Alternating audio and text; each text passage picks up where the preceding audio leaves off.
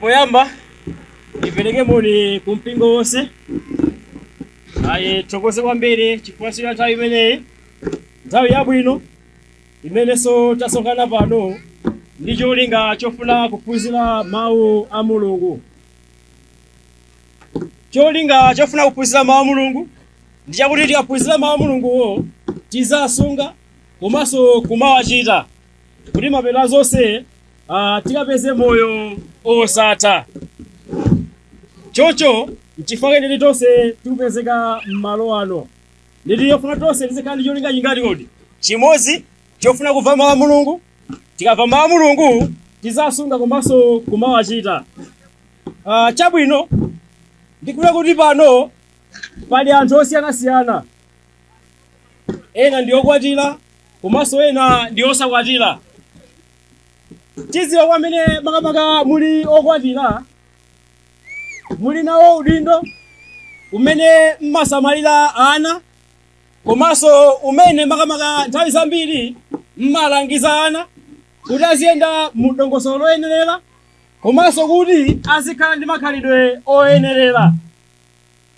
Kusonyeza kuti popanda malangizo anu, popanda udindo wanu, kugwirapo ntchito kuti mwathandizire ana, ndeti ana sangakule bwino komanso sangayende makamaka mu dongosolo loyenerera. Choncho izinso zili chimodzimodzi kwa inu ndine pamene tili mu mpingo wa Mkhristu. Inu ndine kuti makamaka tiyenda mu dongosolo loyenerera limene Mulungu anatipasa, ndeti nkhani imene ilipo ndiyokhudzana ndi udindo. Ngati sitingasamalire udindo umene tili nawo, ndeti sitingakwanitsenso kusamalira zimene Mulungu nthawi zonse amatiuza. Choncho mu nthawi imeneyi ndimafuna kuti tikumbutsanepo nkhani yokhudzana ndi udindo wa Mkhristu. Udindo wa Mkhristu.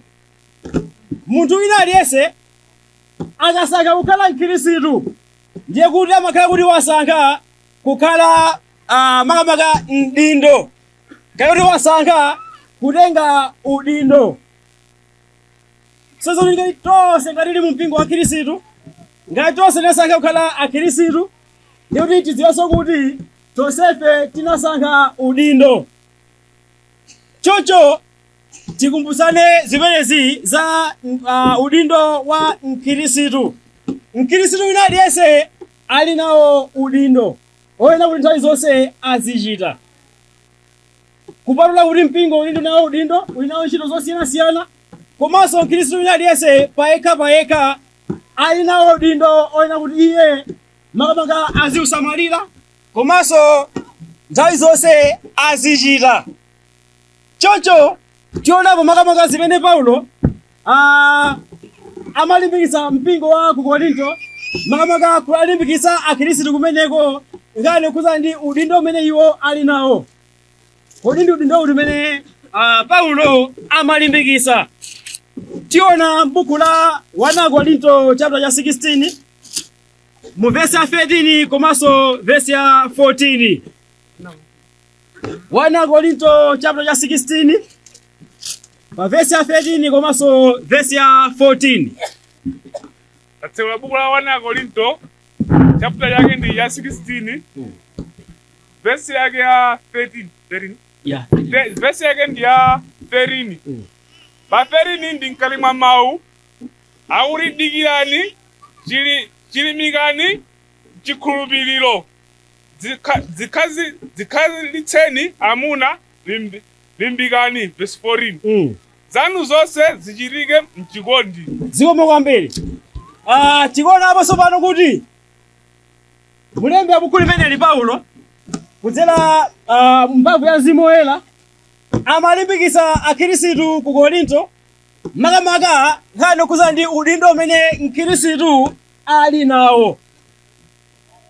Udindo umene Mkhristu ali nawo. Tikuona kuti Paulo poyambirira makamaka akawuza Akhristu kuti ayenera kuti iwo akhale anthu odikirira. Ayenera kuti dikirirani. Akamali kudikirira nkhani yake ndiyakuti ndikuyang'anira zinthu. Timaona makamaka anthu osiyanasiyana komanso makampani osiyanasiyana amalemba anthu ntchito yoti azikadikirira ngati ya ulonda. Tikamati mulonda ndi munthu amene amayang'anira zinthu zonse za pakampani ngati mene pakampani, kapena kuti kudikira zinthu pa nyumba ya anthu, kapena kuti pakampani kumene. Choncho inu ndine tikulimbikitsidwanso kuti tizikhala anthu nthawi zonse odikirira. Tinapatsidwa ntchito imeneyi yakuti tili ndi udindo umenewu odikirira, oyang'anira. Tsono funso nkumati, kodi inu ndine tiyang'anira chani? Inu ndine tidikirira chani kwenikweni? Tatiye ndionepo makamaka chitsanzo chimene tikadikirire inu ndine. Tionapo m'buku la Mateyu chapter 24 mu verse ya 42.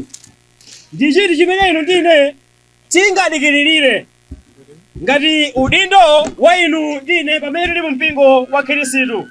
Mateyu chapter 24 mu verse ya 42. Mateyu chapter 24 verse ya 42. Pamwambapo limawa uri awachenjeza adikire. Pa 42. Chifukwa chache adikirani pakuti simudziwa tsiku lake lakufika Ambuye wanu. 43. Zikomo kwambiri. Tikuona apa makamaka Yesu ankafotokozeranso za kubwera kwake kachiwiri, kubweranso kwake kwa Yesu. Choncho ankalimbikitsa ophunzira wake komanso ankalimbikitsa inu ndine kuti tizikhala anthu odikirira. Tidikira chani? Tizikhala anthu odikirira kubweranso kwa Khristu. Chifukwa chani tizikhala anthu odikirira? Chifukwa chakuti sitimadziwa tsiku komanso nthawi yakubweranso kwake kwa Yesu Khristu. Chifukwa Yesu amatilimbikitsa kuti inu ndine pokhala akhristu ndi udindo wathu omadikirira kubweranso kwa Khristu. Ndi udindo wathu omayang'anira za kubweranso kwa Khristu.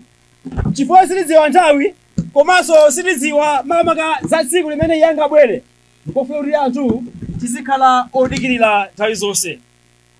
Ndefunso nkumati, pamene inu ndine tili mu mpingo wa Khristu, tinasankha kukhala Khristu, tinasankha kutenga udindo wa Mkhristu wina aliyense, kodi timadikirira za kubweranso kwa Khristu kapena sitimadikirira?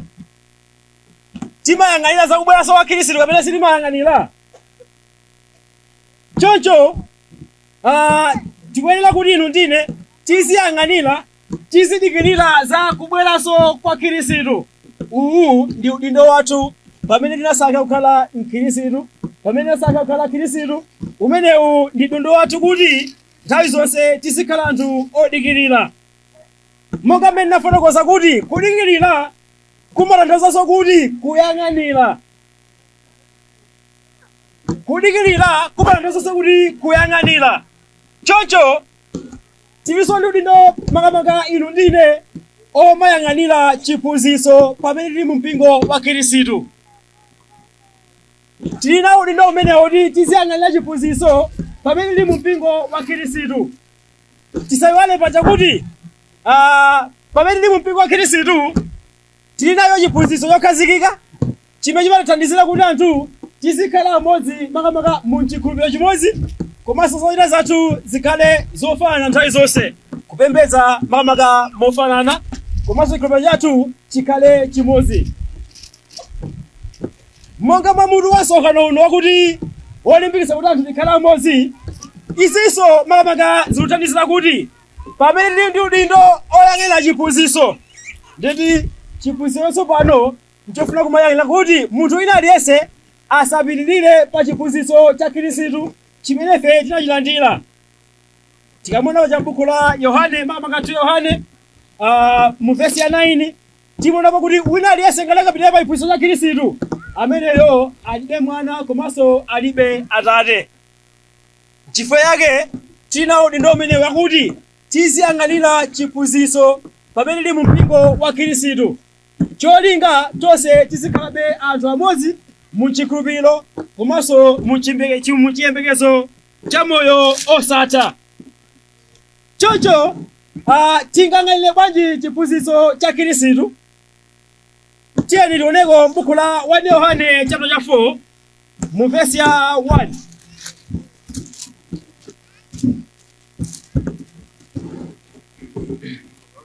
One Yohane chapter 4 verse 1. 1 Yohane chapter 4 verse 1. 1 Yohane chapter 4. 1 Yohane verse 1. chapter 4 verse 1. Komanso verse 2. Verse 2. Verse 1. Okondedwa musakhulupirira mzimu uliwonse, koma yesani mizimu ngati ichokera kwa Mulungu. Popeza aneneri onyenga ambiri anatuluka kulowa m'dziko lapansi. Verse 2. Menemo muzindikira mzimu wa Mulungu. Mzimu uliwonse umene uvomeza kuti Yesu Khristu anadza m'thupi uchokera kwa Mulungu. Verse 3. Zomwe kwambiri. Tikuona tsopano pamenepa makamaka Baibulo likulimbikisaso pangani imeneyi yakuyang'anira chiphunzitso. Alero kuti okondedwa musamakhulupirira mzimu wina uliwonse ayi. Akamati kukhulupirira mzimu wina uliwonse nditi ndikukhulupirira mawu ena aliwonse. Osamangokhulupirirapo chiphunzitso china chilichonse ayi. Choncho ndi udindo wathu omayesa chiphunzitso kuti chiphunzitso ichi chichokera kwa Mulungu kapena ayi. Atipatsa chitsanzo chabwino kuti pali ziphunzitso zina zimene zimakana kuti Yesu Khristu anadza mu thupi. Nditi ofunika kukana zimenezo. Tikudziwanso kuti pakati pathu alipo anthu ena amene amaphunzitsanso mu njira yosiyanasiyana makamaka mopatutsa chiphunzitso cha Khristu. Zimenezo akuti tiyenera kuti tiziyesa kuti zione chichokera kwa Mulungu kapena ayi. Mawu amene achokera kwa Mulungu kapena ayi. Chifukwa tikaona m'buku la 1 Tesalonika chapter 5 mu verse 21 amatiphunzitsa kuti tiziyesa zonse koma tisunge chabwino. Ndikuti udindo wathu wakuti inu ndine tiziyang'anira chiphunzitso chimene chili mu mpingo wa Khristu. Cholinga tizikhala okhazikika pa chiphunzitso cha Khristu. Tikakhala okhazikika pa chiphunzitso cha Khristu zithandizira kuti tikapeze moyo osatha. Ndifunso komati kodi inu ndine udindo umenewu timawugwira kapena ayi? Kapena sitimawugwira? Udindo umenewu pamene nautenga nthawi zonse timawugwira kapena timawuchita kapena ayi? Mwina nkutera kuti timamva ziphunzitso zosiyanasiyana. Kodi ziphunzitso zimenezi timaziyesa ndi malemba kapena sitiziyesa? Timangokhulupirirapo kapena ayi? Choncho ndi udindo wathu wakuti nthawi zonse tiziyesa ziphunzitso zonse makamaka ndi malemba kuti zichokera kwa Mulungu kapena ayi. Umenewu ndi udindo wathu. Tikabwera buku lija la 1 Korinto chapter 16 mu verse 30 tikuonanso kuti muli mawu ena amene akuti tisichilimika mu chikhulupiriro. Pamene tinawo udindo wakuti nthawi zonse zizikhala anthu odikirira, nthawi zonse zizikhala anthu makamaka oyang'anira zinthu komanso oyang'anira chiphunzitso cha Khristu. Chinanso ndiye kuti tizikhala anthu ochilimika pa chikhulupiriro. Kodi pamene inu ndine tinalandira uthenga wabwino, tinakhulupirira, pamene Mulungu anatipatsa mawu ake amene ndi chikhulupiriro, kodi timachiyang'anira kapena ayi? Timachilimika mu chikhulupiriro chimenechi kapena ayi? Kapena sitimachilimika mu chikhulupiriro chimenechi? Choncho ndi udindo wathu wakuti nthawi zonse tizikhala anthu ochilimika pa chikhulupiriro. Tichilimika bwanji pa chikhulupiriro chimene makamaka ife tinachilandira? Nditi nkhani yake siyapatali ayi. Kuti tikhala anthu ochilimika pa chikhulupiriro chimene inu ndine tinachilandira ndi kuti tiziphunzira mawu a Mulungu nthawi zonse. Tikamaphunzira nthawi zonse zimathandizira kuti tizikhala anthu okhazikika pa chikhulupiriro chimene tinachilandira. Kupaniranso pamenepo tiyenera kuti makamaka tizitsatiranso mfundo imene Baibulo limafotokoza kuti inu ndine tizikhala anthu ochilimika pa chikhulupiriro. Mfundo wake ndi iti? Tiye tione m'buku la Efeso chapter 6.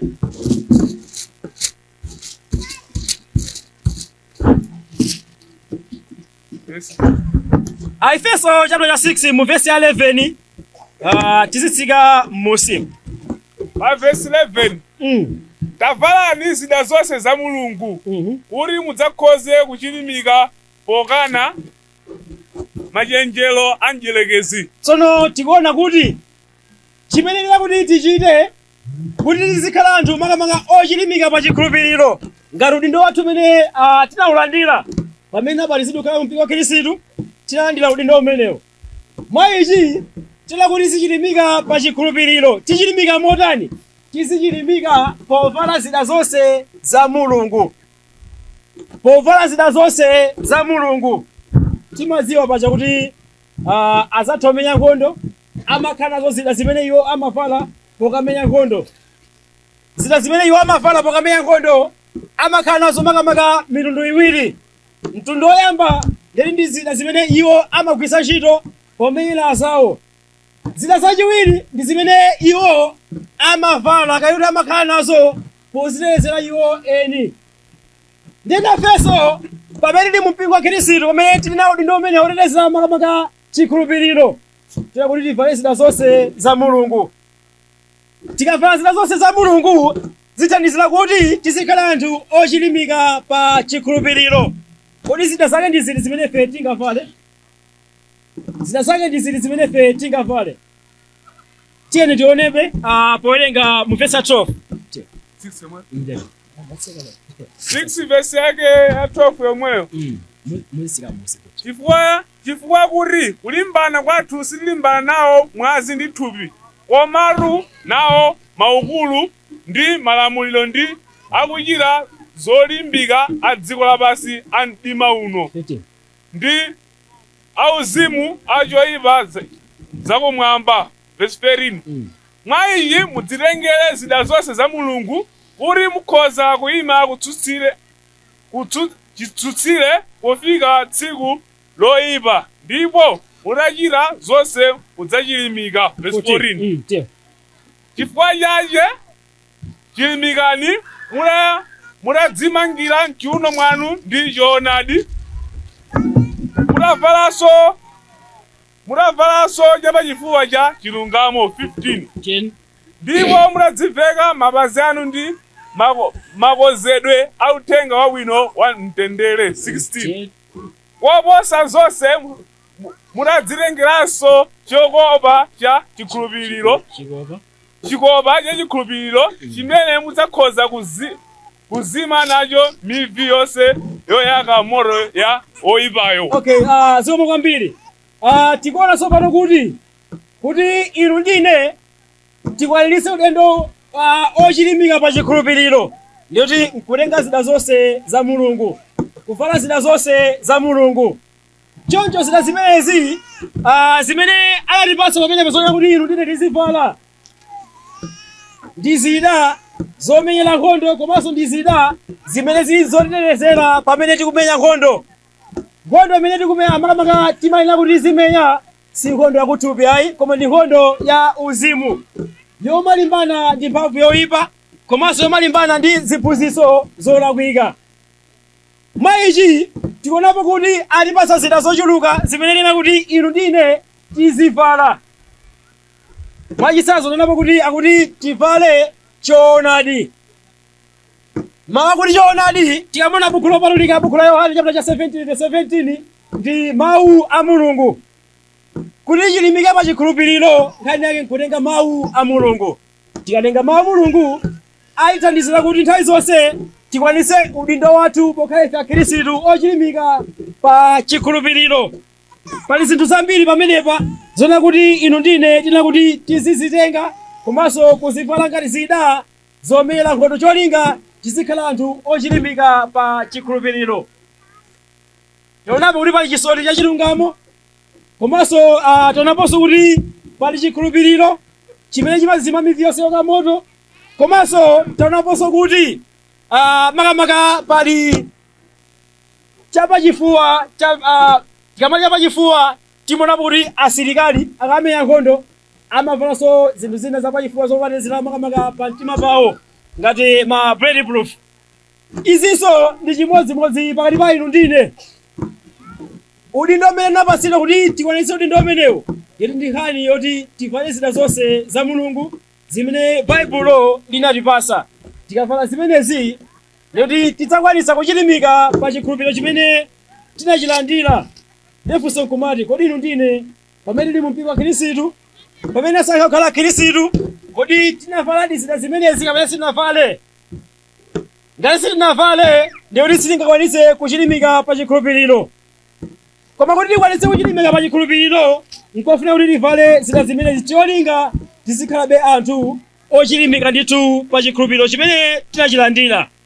Nditi uwu ndi udindo wachiwiri umene tikuona kuti baibulo ikulimbikitsa inu ndine pamene tili mu mpingo wa Khristu, pamene nasankha kukhala akhristu. Tikabwera m'buku lija la 1 Korinto chapter 16 mu verse 7 yomwe ija tionaponso kuti pali udindo wina umene mkhristu ayenera kuti nthawi zonse azichita. Udindo umenewu makamaka ndiko kuzikhalitsa amuna. Pamene nasankha kukhala akhristu tiyeni tonse tizikhalitse amuna. Akamati kuzikhalitsa amuna sinde kuti alongo asanduke amuna ayi. Sinde kuti alongo asanduke amuna ayi. Komanso ngati muli abale sinde kuti suli osa amuna ayi. Pamenepa angolimbikitsa kuti tizikhala anthu okhazikika, tizikhala anthu olimba mtima pamene tinakhulupirira uthenga wabwino. Chifukwa yani ali tizikhala anthu olimba mtima, timuonapo kuti mwana nthawi zambiri amakhala munthu otengeka. Choncho akamati kuzikhalitsa amuna ndiye kuti tizikhala anthu okhazikika pa zinthu zimene ife tikuchita. Osamatengeka pa zinthu zimene ife tikuchita. Osamagwedezeka ndi ziphunzitso zosiyanasiyana, koma tizikhalitse amuna. Nditi pamene nakhulupirira uthenga wabwino nditi udindo winanso ndi umenewu tizikhalitsa amuna. N'chifukwa m'buku la Efeso chapter 4 mu verse 4 linafotokoza kuti tisakhalenso makanda ogwedezeka ndi kutenga ndi mphepo iliyonse ya chiphunzitso. Yesu zoti khanda limagwedezeka ndi ziphunzitso zosiyanasiyana. N'chifukwa Paulo amalimbikitsa kuti tili nawo udindo wakuti tizikhalitsa amuna. Cholinga chake amafuna chani? Amafuna kuti tisamagwedezeke pa chiphunzitso. Tisamatengeke ndi ziphunzitso zosiyanasiyana, koma tizikhala anthu okhazikika pa chiphunzitso. Timadziwa paja kuti mwana amatengeka ndithu. Mwana amatengeka. Mutha kumugwira siwiti teyo nditsati nditi amalondola ndithu mpaka kwene kulikonse kumene ukufuna kuti wafike naye mwana uchi. Chifukwa chani? Ndi osakhazikika mwana uchi. Choncho izinso ndi chimodzimodzi kuti inu ndine pamene tinabatizidwa tinazikhala makamaka tinasaka udindo wakuti tizikhalitse amuna, tizikhalitse anthu okhazikika pa mawu a Mulungu. Zikatero ndikuti zithandizira kuti tikakwanitse chimene ife tikuchifuna ndicho moyo osatha. Ndifunso nkumati kodi inu munazikhalitsa amuna? Simagwedezeka, sinu makanda pa chikhulupiriro, kapena ndinu makanda pa chikhulupiriro. Tiyeni tikamulanso buku lopatulika limafotokoza kuti muzoyipa tikhale makanda, koma muzabwino tikhale anthu okula msinkhu. Muzinthu zauzimu tikhale anthu okula msinkhu, koma muzinthu zoyipa tikhale makanda. Cholinga ndi chani? Amafuna kuti tikwaniritse moyo wathu wauzimu. Ngati udindo umodzi umene mkhristu ali nawo, udindo ozikhalitsa mamuna, udindo ozikhalitsa munthu olimba mtima pa zimene munthu akuchita. Tiyeni tizikhalitse amuna nthawi zonse pamene tili mu mpingo wa Khristu. Umenewu ndi udindo umene tinapasidwa pamene tinasankha kukhala akhristu. Cholinga tikakwanitse chimene Mulungu amafuna nthawi zonse. Popitiriza pamenepo tikuonaponso kuti tikabwera m'buku lomwe la 1 Korinto pamene takhazikapo kwambiri, palinso chinthu china chimene akulimbikitsa ngati ulipatsa ife udindo kuti nthawi zonse tikhale mu zinthu zimenezo. Mu verse 13 mawu kanalipa kuti tikhale anthu olimbikira. Tila kukhala anthu olimbika pamene tizikhalitsa amuna, pamene osamantha pa chiphunzitso, pamene tili anthu osagwedezeka, komanso pamene tili okula msinkhu mu uzimu, akuti zikhalanso anthu olimbikira. Tangoelekezani munthu amene amakhala osalimbikira amakhala ndi zinthu ngati nthawi zambiri sakhala ndi zinthu chifukwa chani? Chifukwa cha kusalimbikira, chifukwa cha ulesi. Koma inu ndine tinapatsidwa udindo kuti nthawi zonse pamene ndi mpingo wa Khristu tizikhala anthu olimbikira. Tikakhala anthu olimbikira ndi kuti chimene tikuchifuna moyo osatha tikaupeza. Chifukwa tikamuona buku la Aroma chapter cha 12 verse 11 amati tisakhala ulesi m'machitidwe athu koma tikhala anthu achangu mu uzimu. Kumakhala anthu olimbikira moyo wa uzimu. Osati zoyipa basi lero malimbikira ayi. Koma tiyeni tizikhala anthu olimbikira moyo wa uzimu. Osati zakuziko zokha basi malimbikira. Ayi kuti misonkhano ndale basi komweko. Ayi uzulele komweko ayi. Tiyeni zonse tizikhala anthu olimbikira makamakaso moyo wa uzimu.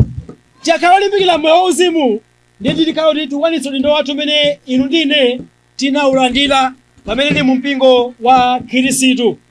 Choncho tiyeni tizikhala anthu olimbikira. Tikakhala anthu olimbikira chimene kuchifuna tidzachipeza ndiwo moyo osatha. Komanso chimene tikuchifuna kuti anthu tikhala amodzi monga amene mwini wake Yesu Khristu amafunira, izi zidzakwaniritsidwa ndithu. Tisayiwale paja Yesu amafuna kuti anthu tikhale amodzi mu chikhulupiriro chimodzi komanso mu chiyembekezo chimodzi komanso tikhale anthu makamaka a mpingo umodzi, mpingo wa Khristu pa chiphunzitso chimodzi. Zikatero zithandizira kwambiri. Choncho mu verse yomalizira ya 14 akuti zinthu zonse tizichita mu chikondi. Udindoso wina umene inu ndine ndinapatsidwa ndi umenewo. China chilichonse chimene ife tingachite tizichita koma mu chikondi. Kodi zimene ife timachita mu chikondi monga udindo wathu kapena ayi? Kapena sitimachita mu chikondi monga amene Baibulo ifotokozera? Tiyeni zonse tizichita koma mu chikondi. Tikamona buku la 2 Petro chapter cha 1 mu verse 5 kumatsika musi timonapo kuti pamene ife tinakhulupirira uthenga wabwino anatifotokozera kuti tionjezerepo chikondi cha abale komanso chikondi. Zinthu zimene zakuti tikaonjezera zimathandizira kuti tisakhalenso anthu makamaka oyiwala masukidwe akalekale a zochimwa zathu. Komanso zimathandizira kuti anthu tisakhale akhungu mmoyo wa uzimu. Zonse zifukwa chani? Chifukwa cha chikondi. Tiyeni zonse tizichita mu chikondi.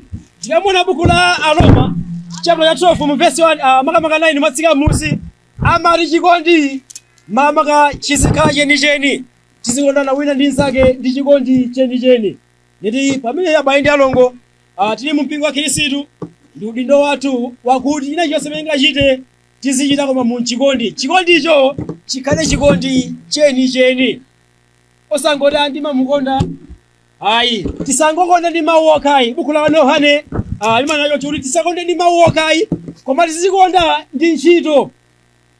Chifukwa kuti mu china chilichonse tizichita ndi chikondi. Kodi inu ndine pamene napatsidwa maudindo amenewa mu mpingo wa Khristu kodi timazitsatira kapena ayi? Kapena sitimasatira? Tiyeni nthawi zonse titsate udindo umenewu umene tinaulandira pamene nabatizidwa mu mpingo wa Khristu. Zikani kuti pamene nabatizidwa nditi tinabatizidwa pokasalanso udindo umenewu. Choncho timafuna kuti tiphunzirepo nkhani imene kuza ndi udindo umene Mkhristu ayenera kuti akhale nawo nthawi zonse.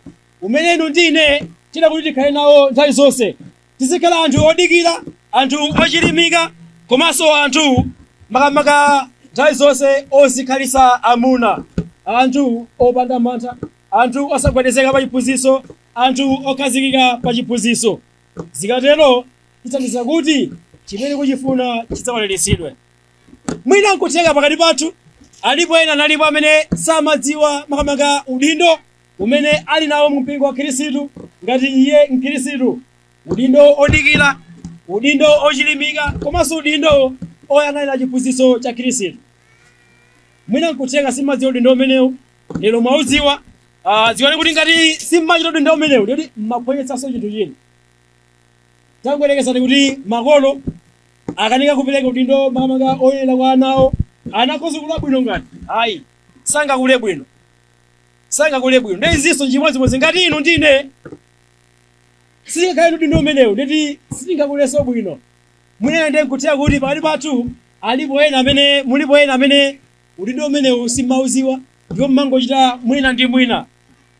Yakwananso nthawi yabwino imene tili nayo kuti tsopano tivomereze kulakwitsa kwathu, muvomereze makamaka machimo anu chifukwa chotha udindo wanu, udindo umene tinalandira. Choncho ndeti muvomereze makamaka kulakwika kwanu pamaso pa Mulungu komanso pamaso pa mpingo wonse. Mukavomereza kenako ndeti mulape musiye kuti Mulungu muyanjane nayenso. Mwina nkuthekanso ena mulipo amene simuli mu mpingo wa Khristu. Ngati simuli mu mpingo wa Khristu zione kuti udindo uwunso ndeti simukhale nawo chifukwa udindo umenewu ndi udindo wa Mkhristu wina aliyense. Choncho ngati mufuna mukhale ndi udindo umenewu umene Mulungu anatipatsa oyang'anira chiphunzitso komanso kudikira kubwera kwa Yesu, ndeti nthawiso yabwino ndi imeneyi pamene mwamva mawu a Mulungu mwena kuti mukhulupirire. Mukakhulupirira muvomereze Yesu. Mukavomereza Yesu kenako mulape machimo anu ndi kubatizidwa kukhala mu mpingo wa Khristu cholinga mukhale nawonso udindo umenewu umene Mulungu amapereka kwa wina aliyense amene wabatizidwa kukhala mu mpingo wa Khristu wakhala Mkhristu. Choncho ndeti ndi nthawi yabwino, nthawi ya mayitanidwe kwa okhawo amene afuna kuti alape komanso kufuna kuonjezedwa mu mpingo cholinga akhale mu udindo umenewu. Choncho tipempha wa nyimbo kuti muzambise nyimbo ya mayitanidwe.